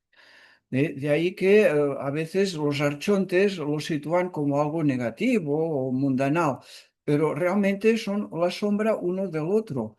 Los arcontes son creadores luminosos que dan la mente, que dan luz a la humanidad. Y los archontes le construyen un cuerpo físico, una forma física, y por ello los archontes los suelen más bien como situar en planos más inferiores y más bajos. Pero es curioso que el Pista y Sofía dice que unos como los otros son lo mismo, pero uno es la sombra del otro. Mm. Bueno, de acuerdo, no lo conocía esto, pero quizá hay varias versiones, de la. Ya he dicho que hay varias escuelas gnósticas y difieren unas de otras un poquito. Pero la idea siempre es lo que tú dices. Hay unos seres celestiales que se involucran en la creación del cuerpo físico y otros de conciencia superior que hacen este puente entre la parte baja y la parte espiritual, ¿eh? Y veremos esto con un poco más detalle enseguida, porque ya vamos acabando. Dice, vale, estas clases de seres celestiales o dioses lunares más materiales, estoy ya volviendo a la doctrina secreta, es la sexta orden de jerarquías celestiales de la estancia 7 de la cosmogénesis. Van a 7 diferentes partes del globo terrestre a producir seres humanos, ¿eh? Entonces, Elena Blavatsky en la doctrina secreta propone que la humanidad no surgió en un punto y en un tiempo, ¿eh? Determinados y a partir de allí se expandió por el mundo, sino que surgió simultáneamente en 7 sitios distintos. Y esto siempre es un problema para la ciencia. Porque la ciencia, ¿qué es lo que quiere? Pues que una línea genética tenga una mutación, que el hombre erectus haga una mutación aleatoria y se convierta en un Homo sapiens potencial, y a partir de allí se expande por reproducción esa línea genética, ¿no? Y de hecho, hubo una serie de investigaciones y escuchando una charla de Pablo Sender, la mencionaba, de que un arqueólogo francés descubrió en Marruecos unos restos que se fecharon mucho más de hombres, estos erectus, haciendo la transición a Homo sapiens, mucho más antiguos de todo lo que se había encontrado en África. Sabéis que el origen del Homo sapiens es África, ¿eh? Y entonces desarrollaron una teoría, la de evolución panafricana o multiregionalismo africano, que le llaman, ¿eh? Y dice pues que, bueno, que, que eran hombres erectus, se sabe que habían distintos grupos, era un continente, claro, el continente de África es inmenso, ¿no? Y que estaban aislados y que de una manera espontánea, simultánea, pues empezaron a hacer estas mutaciones para pasar al estado de Homo sapiens, ¿no? Pero posteriormente, yo creo que eso era una charla de Pablo Sender del 2011. Ha llovido bastante desde entonces y realmente se ha descubierto que no, que todos genéticamente provenimos del mismo tatarabuelo.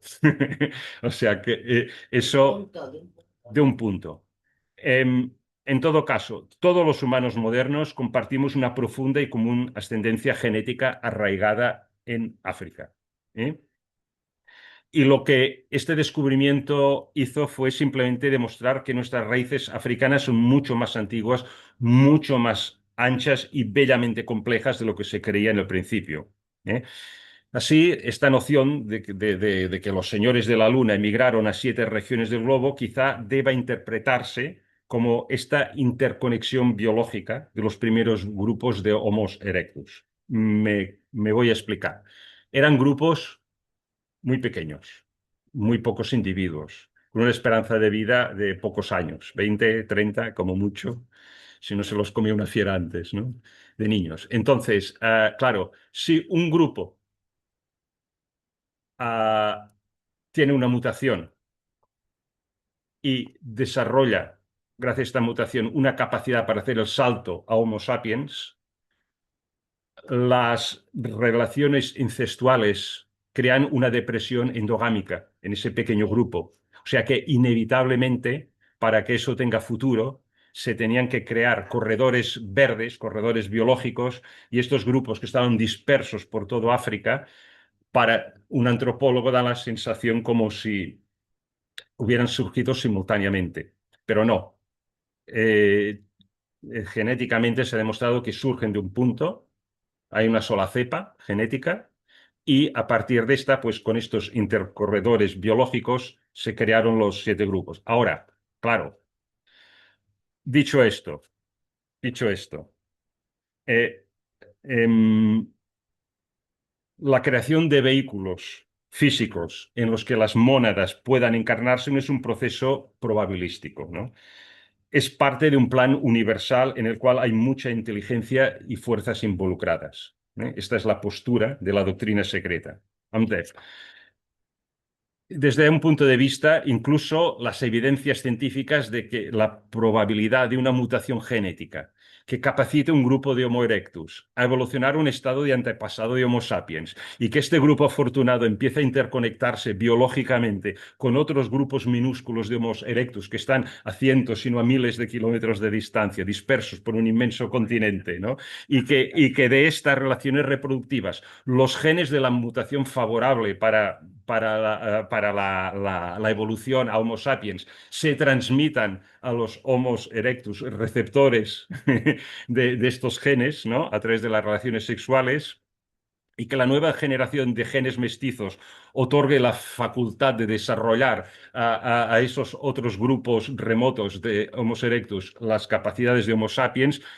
Vale, si no imposible, es altamente improbable desde un punto de vista científico, ¿eh? Pero es lo que la ciencia bueno, está la hipótesis de la ciencia, ¿no? Entonces, la teoría que propone Elena Blavatsky recibe el nombre de teoría del diseño. Pero este diseño creativo no está vinculado a un Dios personal. O sea, me explico. Eh, Esta teoría admite la evolución, tal como la ciencia la enseña, la darwinista, pero también agrega que hay una inteligencia detrás del proceso. Y eso que la ciencia, cuando no sabe, dice, bueno, es la probabilidad de que suceda. Hay un X% de probabilidades y sucedió, ¿no? Vale. Bueno, hay una tercera opción, ¿no? Que sería que más allá de un Dios personal y de la evolución sujeta al azar, pues hay un Dios creador y una evolución que no está sujeta al azar. algo está ¿Mm? manipulada. Bueno, esta es la postura. ¿Eh? Muy bien. Y ya voy a acabar porque ya toca. Em, vale, esto es lo que estaba explicando aquí. La evolución panafricana, multirregionismo africano y la teoría del diseño. Vale. Las mónadas. Muy bien. Tenemos este diagrama para resumir un poco esto. Las mónadas quieren encarnarse, tienen que encarnarse por ley de necesidad, porque tienen que evolucionar, vienen de ciclos anteriores, de evolución, y tienen una parte de sexto y séptimo principios, o sea, Atma y Buddhi, que son los dos principios más elevados que tiene el hombre. Buddhi la mente intuitiva, Atma, la mente mística en unión con el todo, ¿no? Por debajo están estos señores de la luna, los Barjisats, ¿eh? Que participan del segundo y del tercer principio, el cuerpo etéreo, el cuerpo astral, y pueden pues generar estos moldes. Y debajo, como estamos en la cuarta ronda de la planeta Tierra, globo D, no nos perdamos, están los espíritus de la naturaleza, son jerarquías del espíritu de la Tierra, estos espíritus de la naturaleza que son capaces de, a partir de minerales, a partir de nitrógeno, a partir de fósforo, a partir de carbono, a partir de hidrógeno, formar estos cuerpos vivos. ¿Eh? ¿Y qué nos falta? Nos falta un puente, ¿no? Porque el espíritu, para que pueda anclar en un cuerpo, necesita un alma, necesita una mente, ¿no?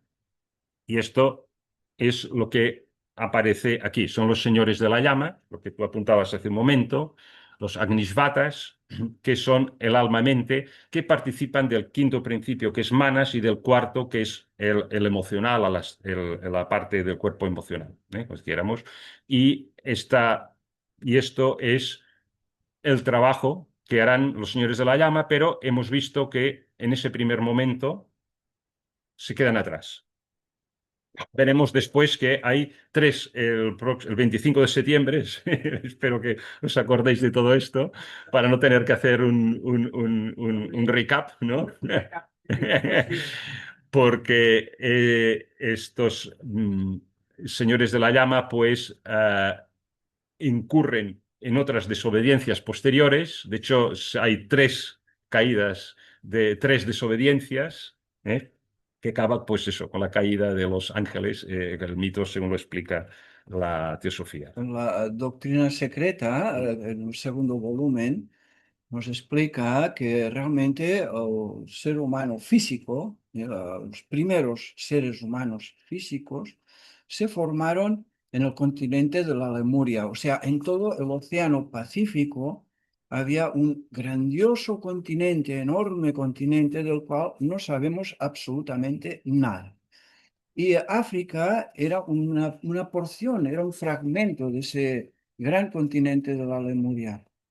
Y realmente los primeros humanos lemurianos y gigantescos se formaron en la Lemuria, pero sin mente. No tenían mente todavía. Pero entonces no Era, era la tercera raza temprana. Sí, Ujú, sí. Bien, eso lo veremos con detalle lo que pasó a partir de la tercera, pero esto será la estancia 7. Ahora, para los que habéis estado en el curso de cosmogénesis, he tapado una parte para no hacerlo demasiado confuso, sobre todo para los que no estuvisteis participando de este curso. Pero en la estancia 7 se presentan 12 órdenes, de las cuales, que están, 7 de las cuales, las de más bajas, están todavía involucradas directamente en la evolución humana del globo de planeta Tierra. Y las otras 5 están más allá.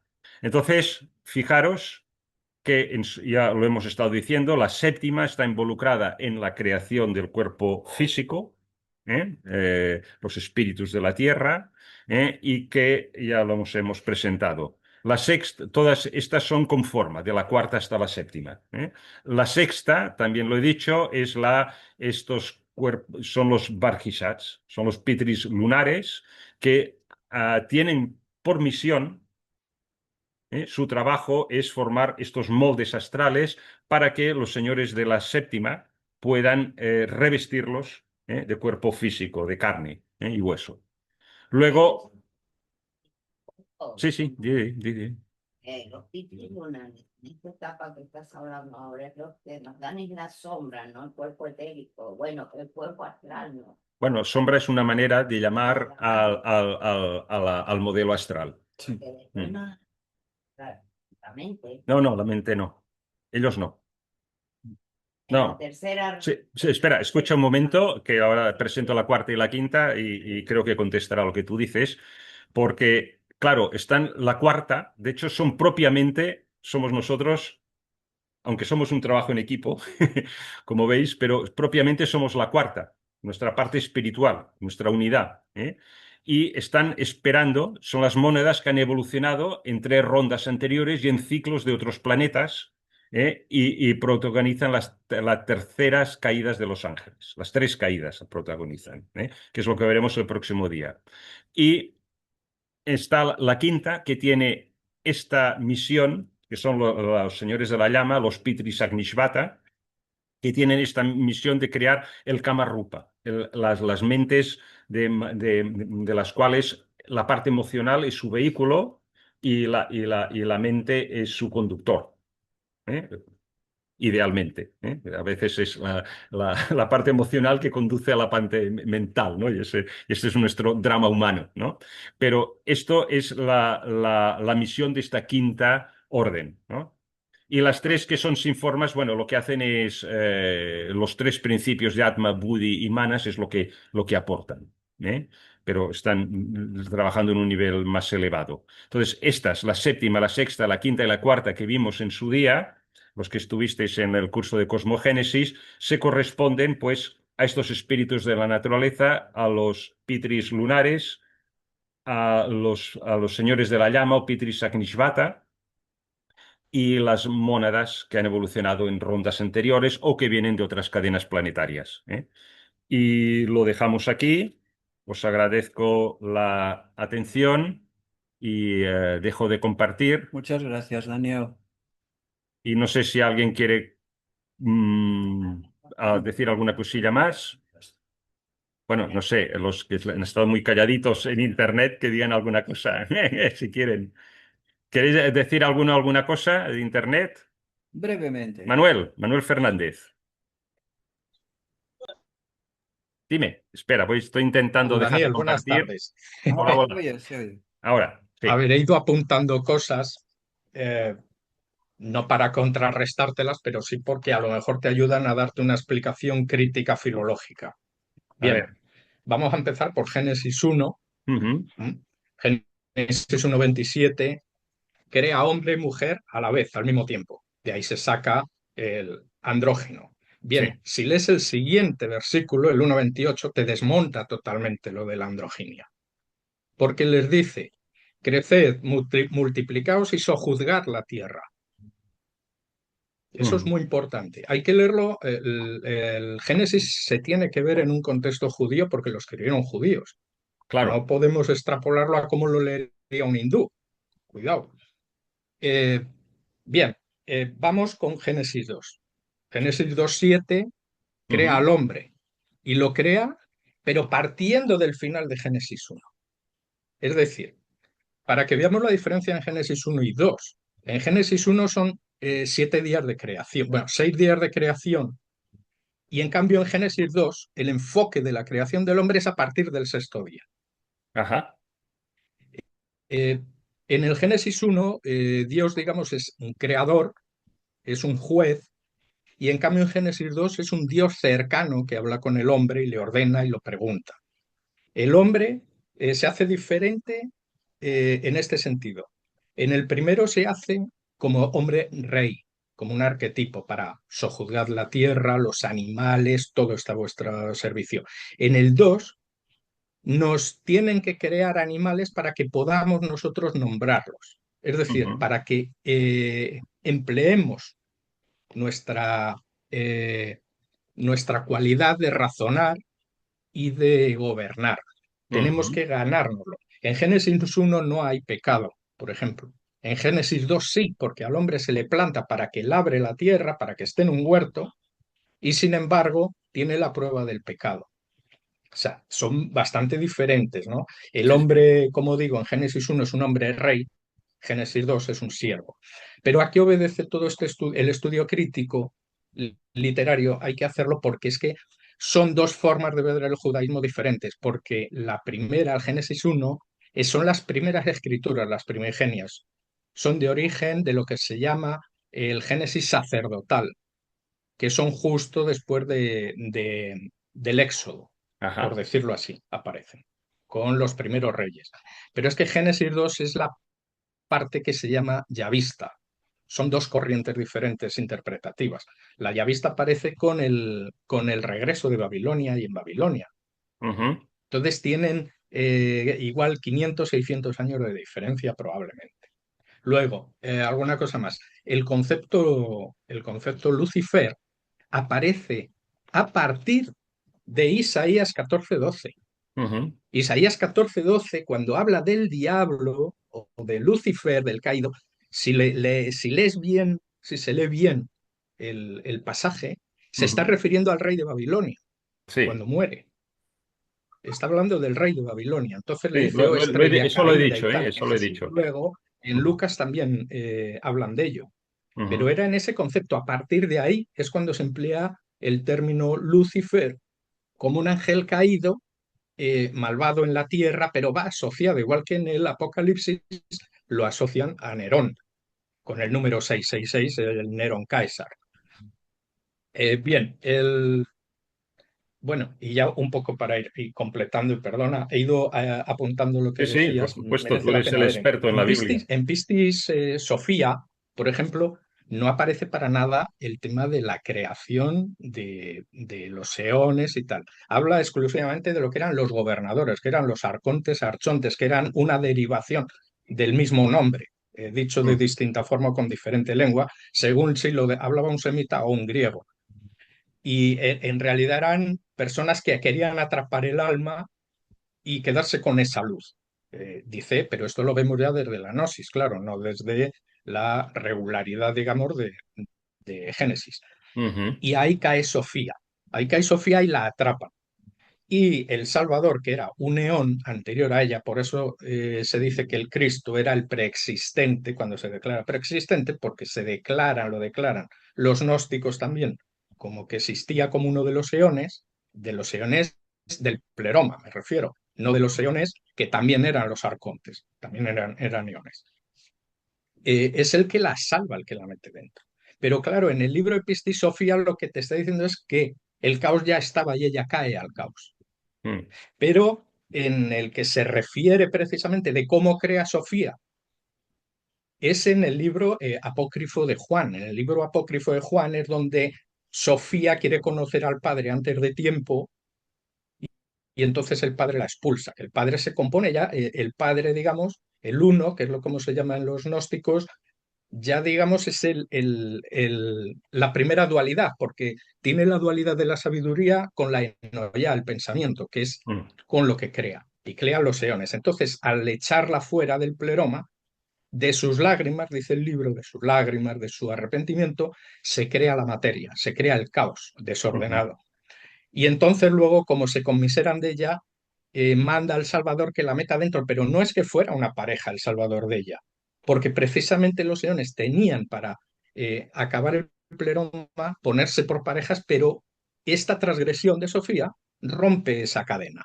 Eso es. Entonces la meten otra vez dentro y de esa materia que queda ahí, ella crea antes de entrar al pleroma al demiurgo.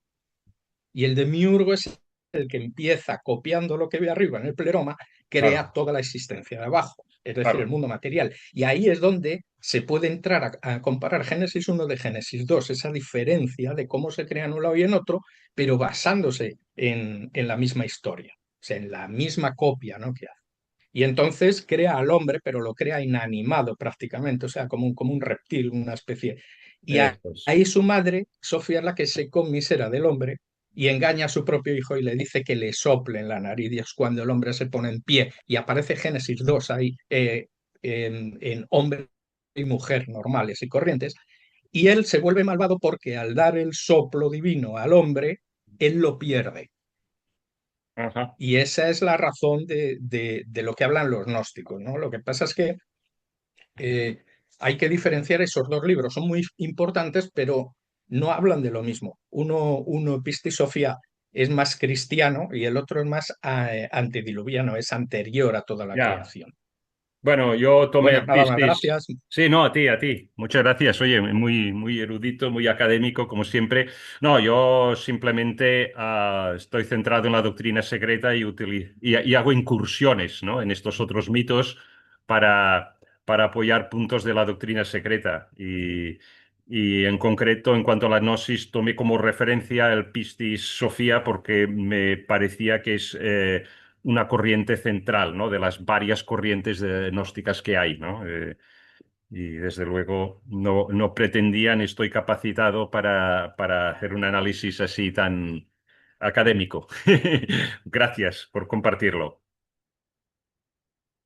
Mónica, ¿querías decir algo más? Sí, hola, gracias. Ujú. Em, Estuvo muy interesante. Simplemente quiero volver a repetir, yo creo que lo hice ya muchísimas veces en muchísimos sitios, pero más que nada porque me interesa eh, como una visión global, o sea, de la misma idea, diferentes tradiciones utilizan diferentes nombres para hablar de lo mismo. Entonces, en este caso, em, quiero comentar que Elena Petrovna, habla de Yahvé como Saturno. Ajá. En la doctrina secreta, tomo 3 me parece que es. Sí, tomo 3 habla bastante sobre Saturno y vienen cosas muy interesantes que seguramente Manuel podría sacarle un poco más de chicha a tenor de lo que intuyo que acaba de estar hablando. Ujú.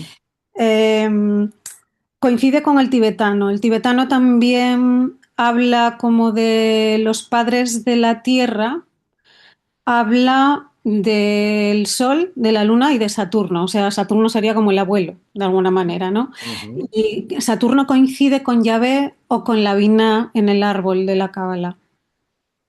Am, Algunos hablan de esa parte del árbol como de Eva también, ¿no? Así que es curioso que Saturno tiene el tercer rayo de actividad inteligente y la Tierra también tiene el mismo rayo. Eh, Supongo que esto también podría entrar en todo lo que más o menos intuyo que se estuvo diciendo, pero a mí me falta la proyección y la memoria para poder eh, desarrollarlo, ¿no? Y Ujú. bueno, me llamaba la atención eso, como Yahvé, Vina, Cronos o Saturno crea hombres pero sin alma. Y para mí esto enlaza con las encarnaciones de los dioses Sol en Capricornio. Es el misterio egipcio de Macara. Jerárquicamente en Capricornio es Venus quien rige a esta constelación. ¿Qué pasa? Que Venus viene a ser el alma de la Tierra y simbólicamente es el alma terrestre, es un estado de la mente inferior, sería Venus Urania, perdón, Urano como la mente superior, ¿no? Ajá. La Jokma de los cabalistas, si no recuerdo mal, el nombre es Jokma. Daos cuenta que además es como Venus que simboliza el amor, o sea, las formas son ya ocupadas con el alma, de alguna manera.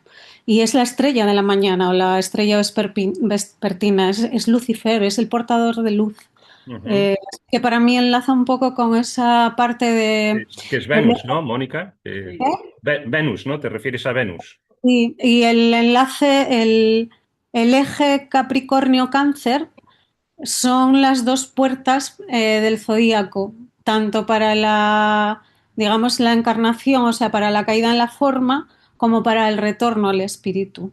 Y en esa, hablando de las jerarquías y demás, creo que todo esto está relacionado. Supongo que, bueno, ordenándolo todo y haciéndolo con desarrollo y con pues el apoyo de la parte académica y demás, yo creo que estaría todo completamente enlazado. Yo lo intuyo ahí detrás. Yo entendí muchas de las explicaciones porque tengo en la cabeza el árbol de la cábala, algunas cosas de Blavatsky y del tibetano. Y a mí me suena el mismo tipo de explicación. Lo que pasa es que me falta la forma de hacerlo de forma coherente y estructurada a nivel cerebral. Todavía tengo que como que escribirlo y desarrollar. Has hablado muy claramente. Muchas gracias. Permite un comentario. Cuando dices la palabra hombres sin alma, eso se puede interpretar realmente negativo y no es así.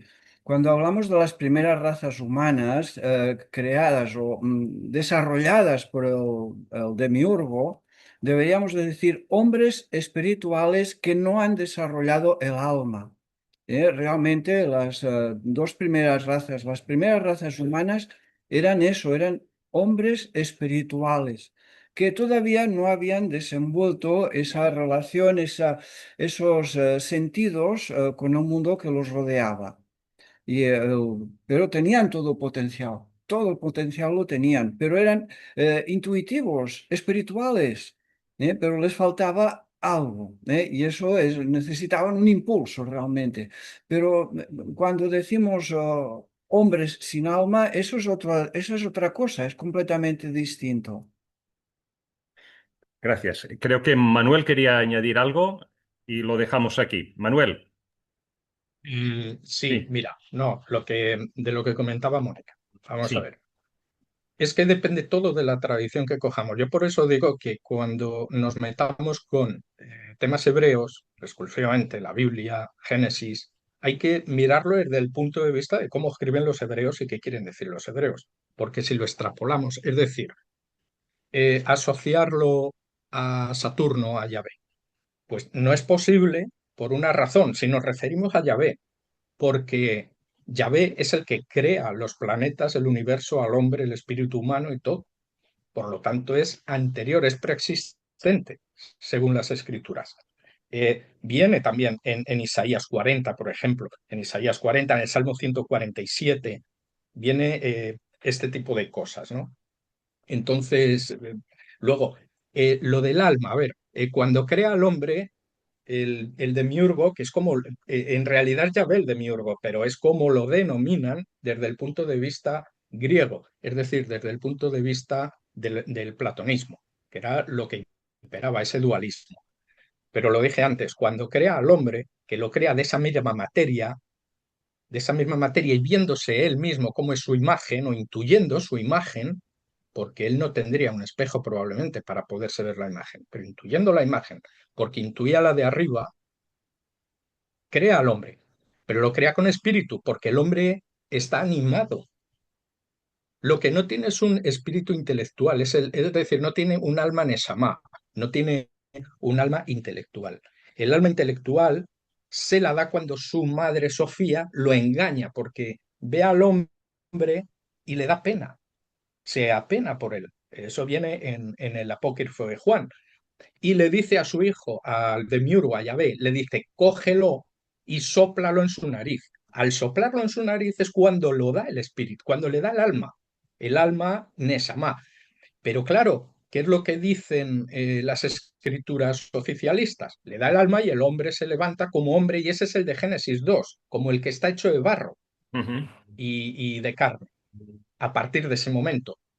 ¿Qué es lo que dicen los textos gnósticos? Que ese hace hombre, el hombre pasa a ser la estrella de la creación, porque por eso se hizo, para sojuzgar todo el universo y para nombrar a los animales, etcétera, pero Yahvé lo que hace es que pierde ese alma.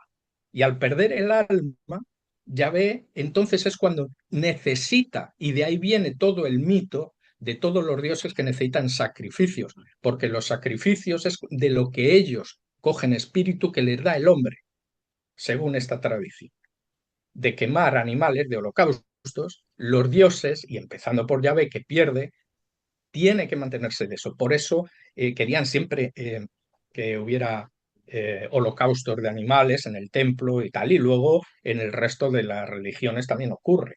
Ujú. Nada más, gracias. A ti, muchas gracias. Bueno, lo dejamos aquí. ¿O alguien quiere hacer una última intervención? ¿O lo dejamos aquí ya?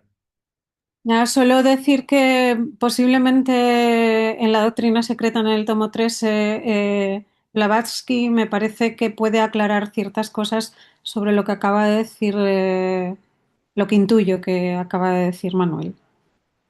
Muy bien, pues como he dicho, este, esto solo pretende ser una introducción a la doctrina secreta y ahí está todo el antropogénesis quien se lance a, a leerla. Por lo demás, Que paséis un buen verano. Agradeceros que os habéis mantenido todos conectados hasta el final, casi todos. Y el 25 de septiembre, los que os interese, entraremos más en el mito de la caída de la desobediencia de los ángeles y las 3 caídas de ángeles. Hasta entonces. Gracias, estupendo. Chao. Gracias. Hasta luego, Manuel. Hasta Chao. luego. Adiós. Adeu, adeu. Fantástico. A ti. Gracias. Gracias. Hasta la próxima. Buen verano. Gracias. Gracias, Daniel Bello. Chao. Gracias. A Que vosotros. disfrutes tu yate. Gracias, hasta luego. ¿Cómo eres, Ricky? Chao. Se te quiere. Para ahora, perdona, Jaume, el tanco per fer la gravació en el meu... Primer haig de tancar, no? Sí. Eh, Has de ah. tancar la gravació. Vale, primer que haig de tancar és la gravació. Res, pues, vale, pues ja està.